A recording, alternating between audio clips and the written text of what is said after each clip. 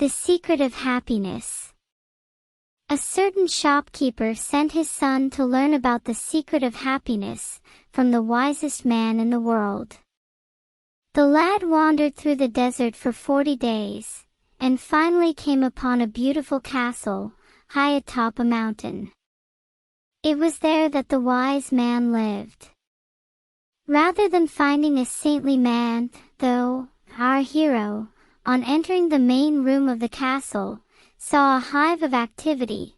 Tradesmen came and went, people were conversing in the corners, a small orchestra was playing soft music, and there was a table covered with platters of the most delicious food. In that part of the world, the wise man conversed with everyone, and the boy had to wait for 2 hours before it was his turn to be given the man's attention. The wise man listened attentively to the boy's explanation of why he had come, but told him that he didn't have time just then to explain the secret of happiness. He suggested that the boy look around the palace and return in 2 hours.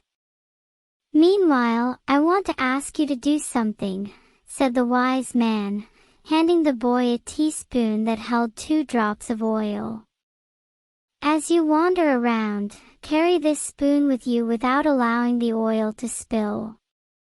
The boy began climbing and descending the many stairways of the palace, keeping his eyes fixed on the spoon.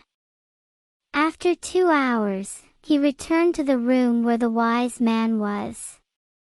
"Well," asked the wise man, "did you see the Persian tapestries that are hanging in my dining hall? Did you see the garden that it took the master gardener 10 years to create?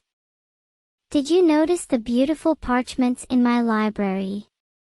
The boy was embarrassed, and confessed that he had observed nothing.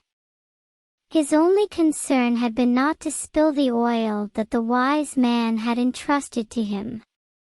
"Then go back and observe the marvels of my world," said the wise man.